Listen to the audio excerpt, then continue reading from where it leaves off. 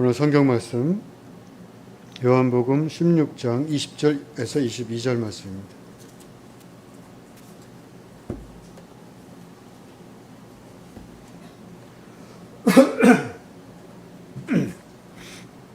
요한복음 16장 20절에서 22절 말씀.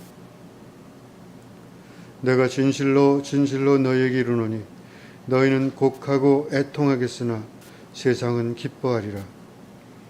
너희는 근심하겠으나 너희 근심이 도리어 기쁨이 되리라. 여자가 해산하게 되면 그 때가 이르렀으므로 근심하나 아기를 낳으면 세상에 사람 난 기쁨으로 말미암아 그 고통을 다시 기억하지 아니하느니라. 지금은 너희가 근심하나 내가 다시 너희를 보리니 너희 마음이 기쁠 것이요 너희 기쁨을 빼앗을 자가 없으리라. 아멘. 오늘은 제가 특송하고 김혜진 목사님 기쁨 충만이라는 제목으로 말씀 전해 주시겠습니다.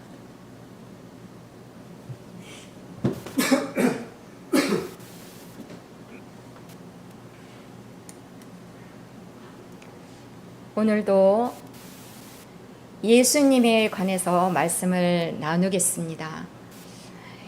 예수님, 예수 그리스도는 우리 믿음의 주요 온전케 하시는 분이 예수님입니다. 그러니 예수님에 대해서 예수 그리스도가 누구인가, 어떤 일을 하셨는가, 예수 그리스도에 관해서 더 많이 알수록 참 복이 있겠습니다. 예수 그리스도를 아는 만큼 예수 구원의 실제를 삶 가운데서 누릴 수 있기 때문입니다. 예수님은 요한복음 오늘은 16장이 본문인데요. 예수님 죽기 직전이에요. 예수님 죽기 직전에 무슨 일을 하셨을까? 말씀을 많이 하십니다. 제자들에게 긴 말씀을 하세요. 예수님 죽으면서 나 간다 이렇게 간단하게 말하고 훌쩍 떠날 수도 있어요. 근데 예수님 그렇게 안 했어요. 길게 제자들에게 말씀을 하셨습니다. 그러니까 우리는 그런 예수님을 보면서도 이런 생각을 할 줄 알아야 되겠습니다. 하나님에 대해서, 보이지 않는 세계에 대해서 나는 잘 몰라, 모호해.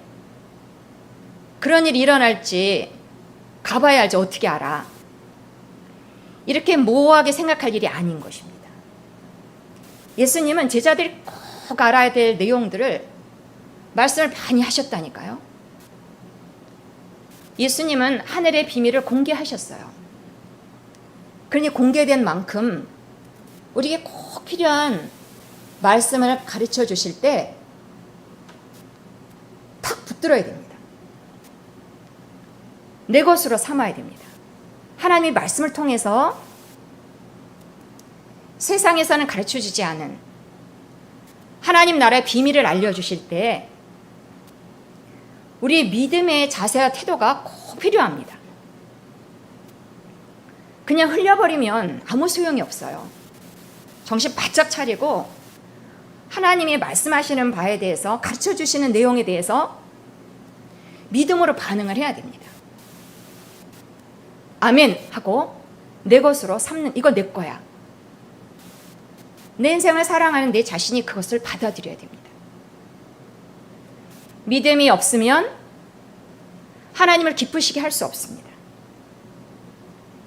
믿음이 있다면 하나님을 기쁘시게 할 수 있습니다.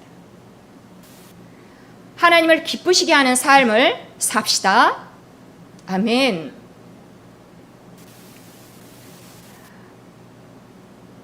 오늘도 16장의 말씀을 보니까 예수님이 한 가지 주제에 대해서 말씀을 하세요. 우선 예수님이 하신 말씀을 먼저 같이 읽어보겠습니다. 같이 읽으시죠. 조금 있으면 너희가 나를 보지 못하겠고 또 조금 있으면 나를 보리라. 조금 있으면 나를 보지 못하고 조금 있으면 나를 보리라. 예수님이 제자들에게 이런 말을 하는 거예요. 그랬더니 제자들이 조금 있으면 나를 보지 못하고 조금 있으면 나를 본다고? 이게 무슨 뜻이냐? 서로 논의를 했어요.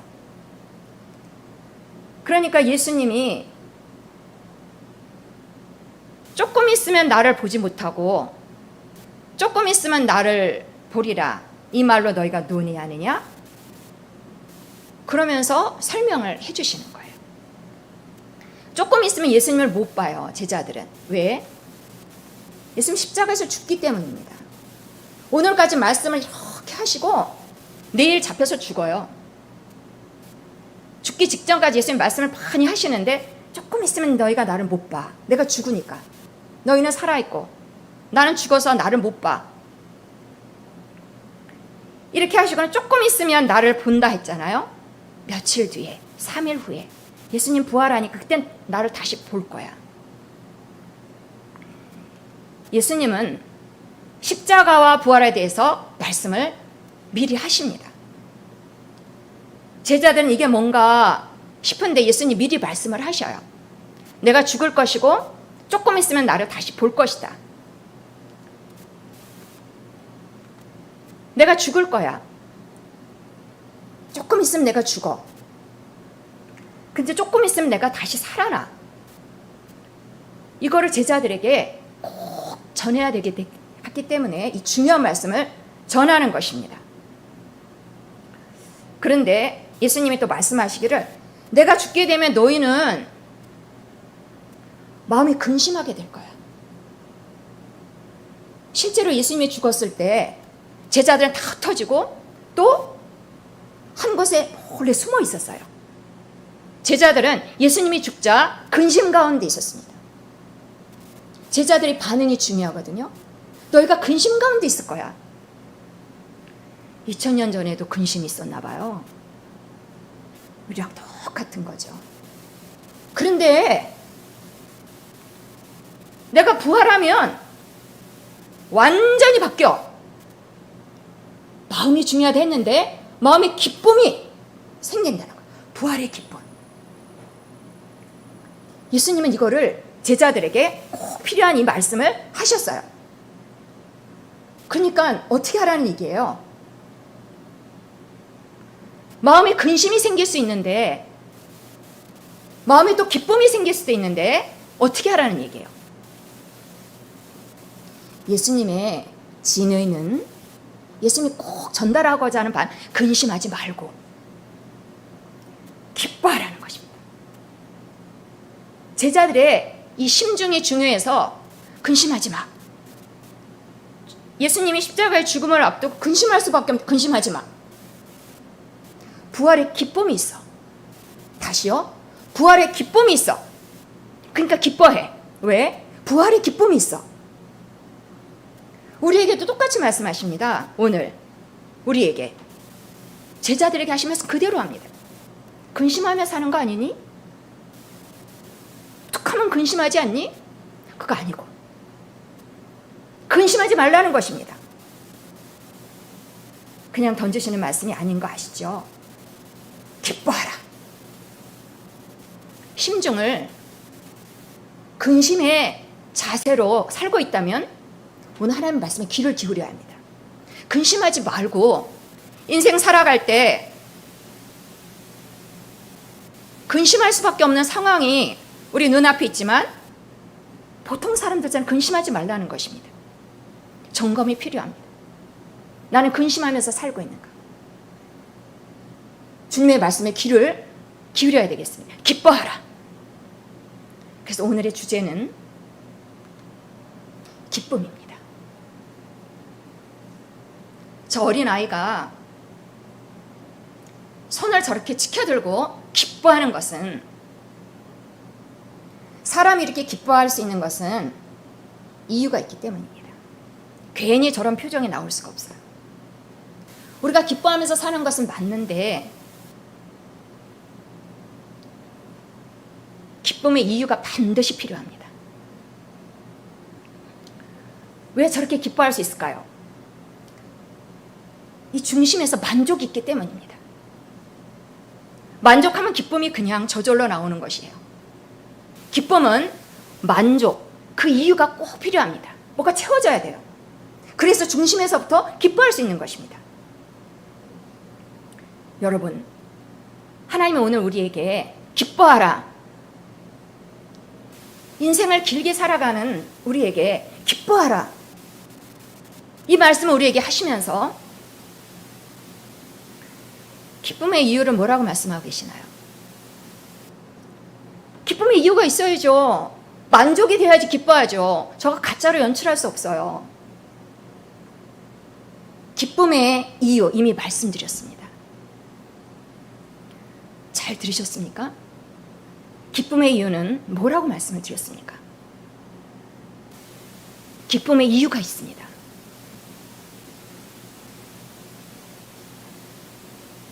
우리가 기뻐해야 되겠는데 기쁨의 이유는 오늘 말씀에서는 부활. 예수의 부활이 기쁨이라는 것입니다. 우리는 기쁨의 이유를 여기저기서 이렇게 찾으면서 사는데 기쁨의 이유를 교체해야 되겠습니다. 기쁨은 부활에서 나온다는 것입니다. 기쁨을 예수에게서 찾으면서 사신 분이 있다면 그대로 사시면 됩니다. 예수가 기쁨이지 이렇게 살아온 분들은 잘 사신 것입니다. 그러나 오늘 말씀에 의하면 부활, 예수 부활, 예수가 나의 기쁨이에요. 이렇게 하지 않은 분이 있다면 생각하셔야 됩니다. 아, 그래서 내가 기쁨의 근원하고 기쁨의 이유하고 내가 지금 잘 연결 못 시켰구나. 바꾸셔야 돼요. 무엇이 기쁨의 근원이 됩니까?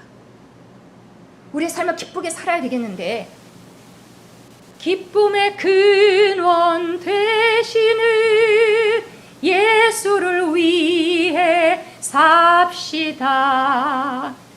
기쁨의 근원이 있는 거예요. 부활의 기쁨. 부활은 기쁨이에요.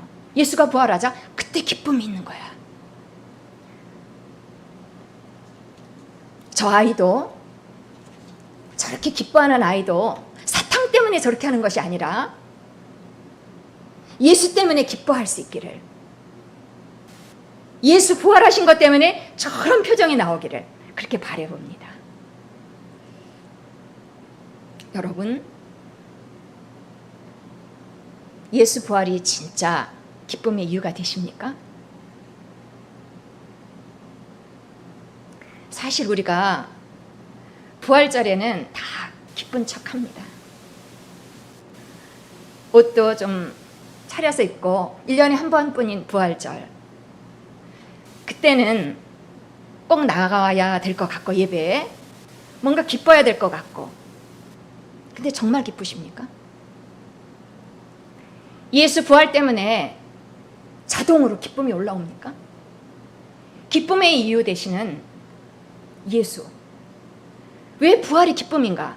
그 원인을 우리가 안다면, 그 원인에, 그 이유에 우리가 설득된다면, 그럼 중심에서부터 부활에는 기쁨이 있는 거구나 연결이 되면 그때서 우리는 자연스럽게 결과적으로 기쁨이 산출될 것입니다. 그러니까 우리가 알아야 될 것은 예수 부활이 정말 기쁜 일인가, 나에게. 여기 초점이 있는 것입니다. 예수님은 제자들에게 부활하면 기뻐, 이렇게 말씀을 하셨는데, 부활이 진짜 기쁨인가를 우리의 이해를 돕기 위해서 예수님이 비유를 들고 계십니다. 예수님은 우리를 너무 사랑하시고 우리 이해 부족한 것을 아시고 우리를 돕기 위해서 이러한 비유를 하시고 계십니다. 여자가 애 낳는 그 비유를 하시는 것입니다. 여자가 해산하게 되면 해산 전하고 해산하고 나서의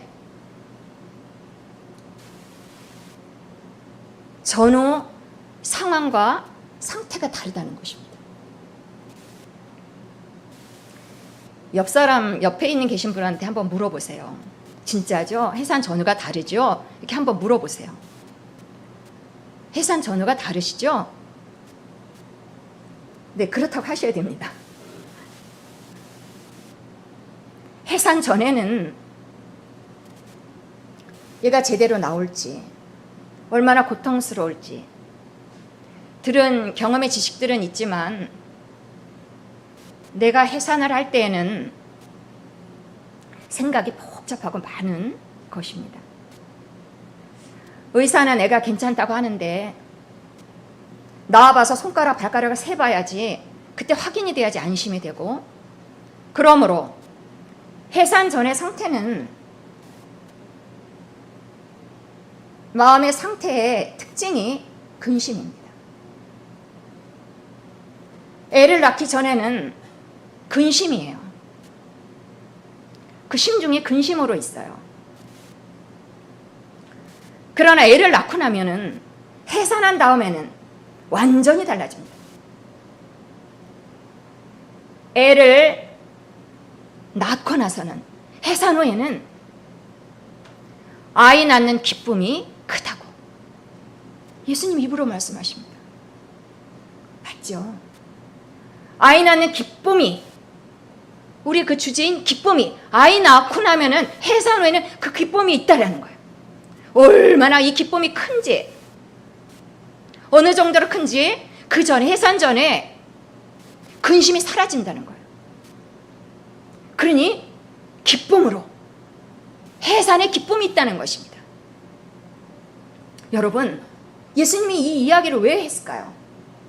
아이 낳으면 기쁜 거야, 이 말을 전달하기 위해서 이렇게 하시지 않으시죠? 예수님 우리에게 꼭 필요한 말씀을, 우리에게 생명이 되는 말씀을 주시죠. 이 해산, 아이 낳는 이 기쁨에 대해서 왜 말씀을 하셨을까요? 이 해산이 부활이에요. 해산의 기쁨은 실감이 나시죠? 간접적으로도 실감이 나시죠? 임정화 원사님, 실감이 나시죠? 2번이나 실감 진하게 하셨을 것 같아요. 근데 이 기쁨이, 이게 부활이라는 거예요. 부활을 실감해 보시기 바랍니다. 아, 부활이 이거구나. 해산은, 어떤 산모가 해산하고 나서 소감을 이렇게 말했더라고요. 아이를 낳고 나서 끝났다, 웃으면서 끝났다. 뭐가 끝난 걸까요? 근심이 끝났다.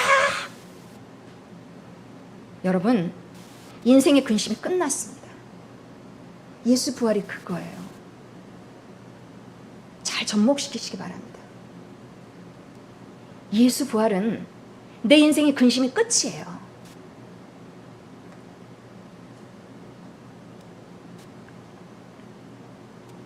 해산은 부활입니다. 아무 일도 안 일어난 게 아니에요. 해산의 기쁨, 부활의 기쁨을 상상해 보시기 바랍니다. 대단한 거죠. 자, 이제 바꾸셔야 되지 않을까요?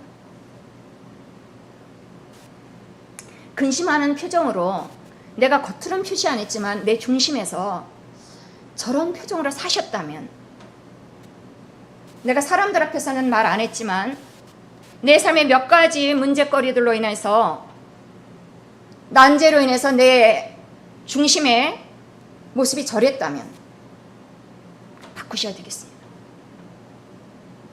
기쁨으로, 기뻐하는 나로 바꾸셔야 되겠습니다. 기쁨의 이유를 잘 기억하시기 바랍니다. 예수 부활입니다. 예수가 부활하셨어요. 예수 부활에 대해서 우리는 더 많이 들여다봐야 되겠습니다. 예수가 죽고 끝날 수도 있는데 굳이 부활하셨습니다. 이 부활은 나를 위한 것입니다. 나를 위해 죽으시고 나를 위해 부활하신 것입니다. 나를 살리려고. 예수님의 부활은 나하고 깊이 연관이 있습니다. 원수를 다 이기고 무덤에서 살아나셨네. 어두움을 이기시고 나와서 성도 함께 길이 다스리시네. 사셨네 사셨네. 예수 다시 사셨니. 이게 우리가 부르는 부활의 노래 아닙니까? 그 내용에 몰입하시기 바랍니다. 우리 인생은 죄로 인해서, 우리가 짓는 이 죄로 인해서, 누구에게나 있는 죄로 인해서 마귀의 역사가 있습니다. 그래서 인생이 어두워요. 인생에 크고 작은 문제들이 발생해요. 근데 예수님 어떻게 하셨습니까? 우리가 다 이해하지 못하지만 예수님이 부활하심으로 마귀의 권세를 꺾으셨습니다. 더 이상 우리는 당하지 않는 삶입니다. 언제 눌리십니까? 인생에 난제가 오면, 인생에 문제가 오면 그 문제 앞에 눌리지 않습니까? 이제 눌리지 않는 삶, 다스리는 삶. 이것이 부활로 이루어졌다면 내 삶 가운데 그 부활을 그대로 도입하셔야 됩니다. 그냥 예수님만 축하하고 말 일이 아닙니다. 내 삶을 바꿔놓으셨습니다. 예수 부활, 내 삶의 문제를 꺾어놓으셨습니다. 나는 이제 보통 사람처럼 옛날처럼 살 수가 없습니다.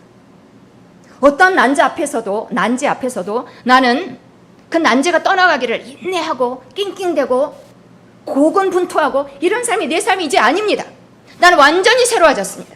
이것이 예수 부활입니다. 내가 바뀌었대. 세상 사람들 살아가는 방식대로 고생하며 유리하는 삶이 아니야. 이제는 무엇으로 그것이 이루어졌는가? 예수 부활입니다. 단순히 일어난 것이 아닙니다. 나를 위해서 일어나신 것입니다. 내 삶 가운데 그 예수 부활을 내가 꼭 붙들고 그것을 인식하시고, 그러면 뭡니까? 기쁨의 삶에 나올 수밖에 없다는 거예요. 내 삶은 더 이상 근심의 삶이 아니라는 것입니다. 적용 안에서 근심이 나오고 있는 것입니다. 예수 부활, 우리에게 기쁨의 근원에 대해서 오늘 정확하게 말씀을 하고 계십니다. 예수는 그런 분이야. 이게 구원이야.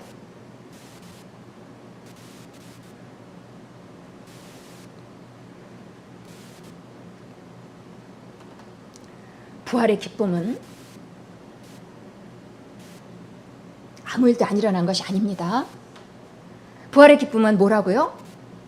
해산의 기쁨. 이제 달라졌어요. 내가 혼자서 막 애쓰는 그 삶이 아니라고요. 해산했다고요.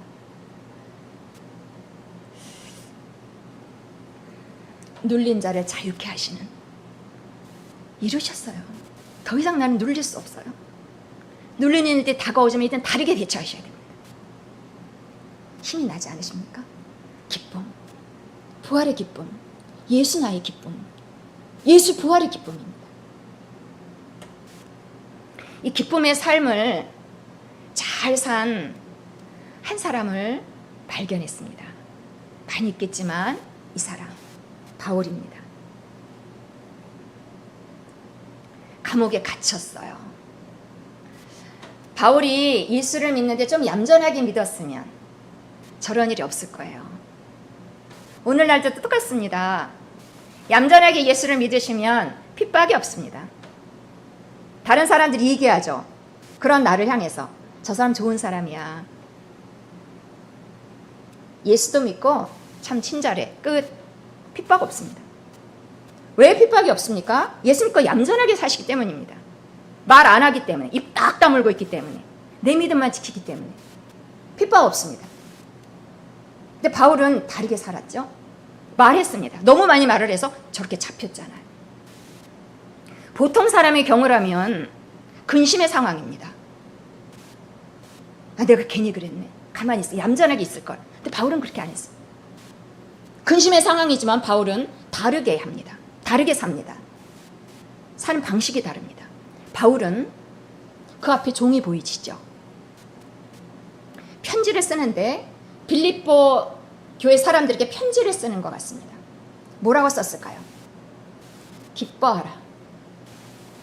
자기 처지가 이런데 기뻐하라. 나 힘들어. 어느 게 보통 사람들이 하는 방식인가요? 나 힘들어. 나 외로워. 나 고난 가운데 있어. 이런 편지가 보통 사람들 편지잖아. 다른 편지를 쓰는 것입니다. 자기 고난을 기쁨으로 잘 관리하고 기쁨의 관리가 되고 그 다음 다른 사람에게 기쁨의 관리까지 들어가는 것입니다. 기뻐하고 기뻐하라. 내가 다시 말하는 기뻐하라. 왜? 주 안에서 기뻐하라. 예수가 하신 일이 있기 때문입니다. 내 삶에 마귀의 권세를 꺾어 놓았어요. 나를 괴롭히는 모든 난제로 인한 어려움을 꺾어 놓으셨어요. 눌린 자를 자유케, 눈먼 자를 보게 하시고 변화가 일어났다고요. 그러니 기뻐하는 것입니다. 내 인생 사례로만 기뻐할 수 없어요. 그러나 예수로 인해서는 기뻐하는 삶으로 우리가 반전이 이루어진 것입니다. 그것을 얼마나 적용하느냐. 반드시 적용할 때 기쁨의 삶을 살 수밖에 없는 것입니다. 바울을 본받아야 되겠습니다. 증거하는 것도 훌륭하고 기쁨을 잘 유지하는 것도 본받을 만한 하죠.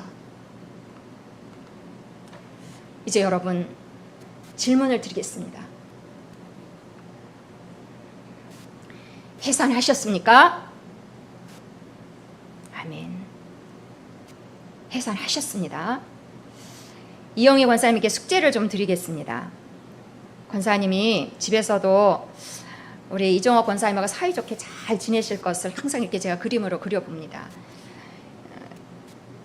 이영희 권사님은 좀 이렇게 직언을 해도 이종옥 권사님 수습을 잘 해가시면서 이렇게 아주 다정하고 친절하게 그렇게 가정생활 잘 하실 것 같습니다. 이영희 권사님 숙제를 하나 드리고 싶은 것은 이종옥 권사님 그럴 리는 없지만 혹시라도 근심의 상태에 있다면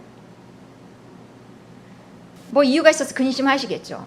근심의 말을 하고 그럴 때는 우리 이종옥 권사님에게 이영희 권사님 이렇게 말씀해 보시면 좋겠습니다. 해산하셨습니까? 남녀를 막론하고 해산의 기쁨이 있는 해산이 이루어졌습니다. 부활이 이루어졌습니다. 거기에 초점을 맞춰보시기 바랍니다.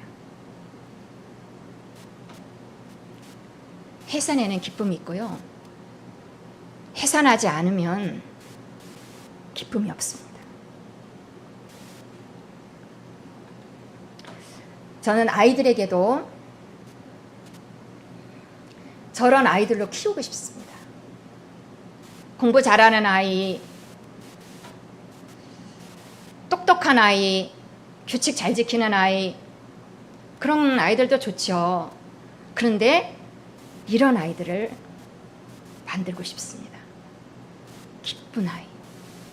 표정도 저렇게 기쁘게, 예쁘게, 기쁜 표정을 짓지만 심중에 아이들이 기쁨의 이유를 알기를, 기쁨의 근원 되시는 예수를 알기를. 애들은 작은 문제도 많이 눌립니다. 안 눌려도 돼. 아이들은 작은 질병에도 많이 눌립니다. 배 아파요, 열나요. 그럼 꼼짝 못하면 눌리는 거죠. 근데 아이들에게 눌리지 않는 삶에 대해서 말씀을 드립니다. 예수죠. 예수 부활이죠. 해산이죠. 해산은 해결입니다. 아이들에게도 너 아프지? 근데 애들이 아파요. 이걸 마르게 닳도록 이야기하지 않게 합니다. 반전. 질병 없다. 난제를 예수님이 부활로 십자가 부활로 꺾으셨다는 그 원리를 그대로 적용하는 것입니다. 믿지 않는 사람하고 똑같이 산다면 예수를 믿는 것이 아닙니다.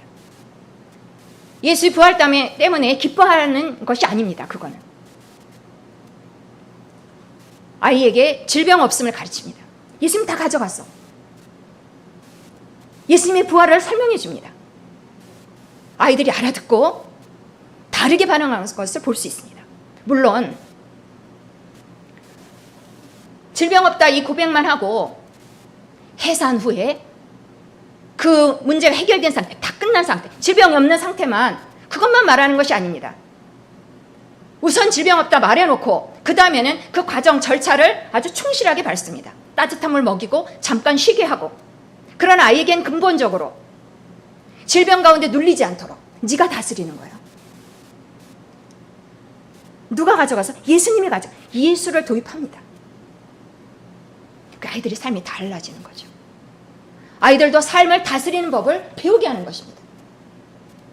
아이들에게 적용하는 이 원리가 우리 어른들의 삶에도 똑같습니다. 해산하셨습니까?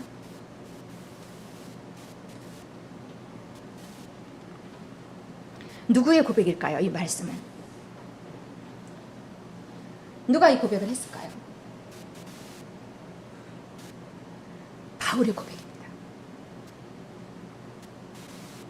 예수가 기쁨의 근원된다는 것을 알게 된 바울의 고백입니다.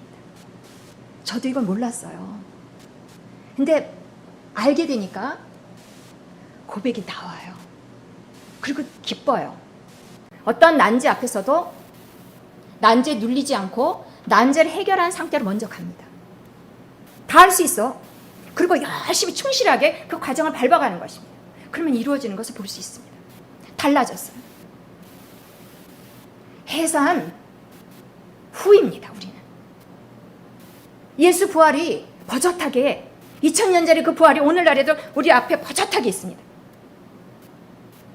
해산했습니다. 과거로 돌아가지 않으시기 바랍니다. 이 말씀은 바울의 고백이에요. 또한 우리의 고백이기도 합니다. 같이 한번 읽어보시겠습니다. 시작. 주 안에서 항상 기뻐하라. 주 안에서. 보너스 말씀입니다. 예수님이 뒷부분에 이렇게 붙이셨더라고요. 같이 한번 읽어보시겠습니다. 지금까지는 너희가 내 이름으로 아무것도 구하지 아니하였으나 구하라. 그리하면 받으리니 너희 기쁨이 충만하리라. 아멘. 예수님 때문에 이제 하나님과 사이가 뻥 뚫어졌어요. 죄로 인해서 막혔던 하나님과 그 통로가 뻥 뚫렸어요. 이제 아버지께 다 봐줄 수 있게 됐어요. 여러분, 하나님께 다 봐줄 수 있다면 이거 뭔가요? 만족 아니에요? 하나님께 다 봐줄 수 있다면 대만족이 내 안에 있으므로 나는 기쁜 삶을 사는 것입니다. 그 원리를 잘 적용하시고 기쁨의 삶을 사는 것입니다. 우울감이 들 때 아니야 이렇게 말할 수 있는 것입니다. 나는 기뻐. 이미 해산했어. 이 삶을, 이 원리를 삶의 남은 여정 가운데 계속해서 적용해 보시기를 바랍니다. 저 말씀 가운데도 오늘의 주제가 들어있나요? 발견하셨습니까? 기쁨 충만입니다. 그동안 예수로 인해서 이런 상태셨습니까? 오늘부터는 출발입니다. 하나님은 특징이 온전성입니다. 기쁨의 맛보기만 조금 주고 많으시는 분이 아닙니다. 줘도 온전하게 주십니다. 기쁨 충만, 가득 차도록. 그동안 아니었다면 이 삶에 제시하시는, 우리 가운데 제시하는 이 삶의 스타일을 이제 따라야 되겠습니다. 기쁨 충만, 거기서부터 출발하는 것입니다.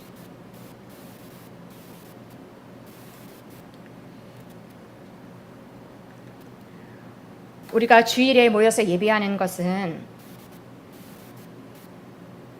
예수님의 부활을 기념하면서 모이는 거 알고 계시죠? 부활은 무엇입니까? 이제 말씀 한번 해보실까요? 부활은 무엇입니까? 기쁨입니다.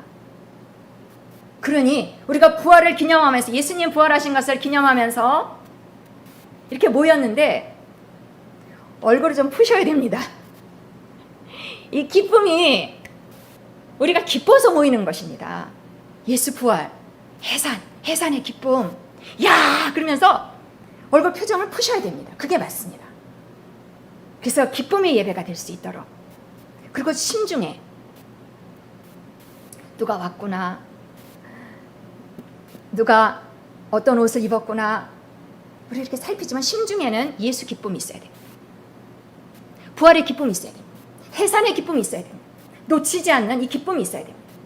기쁨의 근원이 우리 안에서, 심장이 뛰듯이 이 안에서 있을 때 달라지는 것입니다.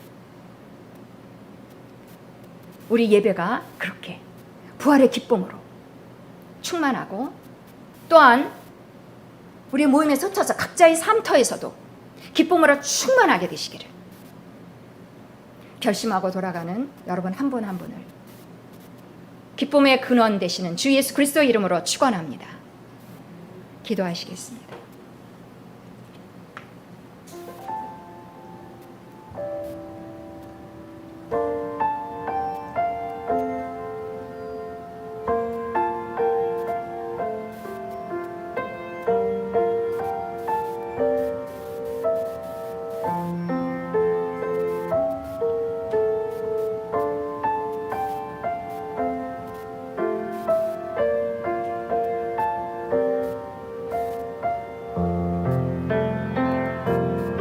할렐루야. 하나님 아버지, 예수 그리스도를 보내주사 우리에게 기쁨의 근원이 되게 하셨으니, 우리가 기뻐할 수밖에 없는 삶을 살도록 우리를 축복하셨으니 참으로 감사드립니다. 주님, 우리의 삶에서 부활의 기쁨, 해산의 기쁨이 자꾸자꾸 생각날 수 있도록, 오늘도 그 기쁨의 삶, 내일도 영원토록 예수로 인한, 예수 부활로 인한 기쁨의 삶을 살 수 있도록 성령님 생각나게 하옵소서. 우리 각 사람을 축복하시고 온 교회를 축복하옵소서. 감사 찬양을 주께 드리며 주 예수 그리스도 이름으로 기도합니다. 좋으신 하나님 부르면서 봉헌하겠습니다.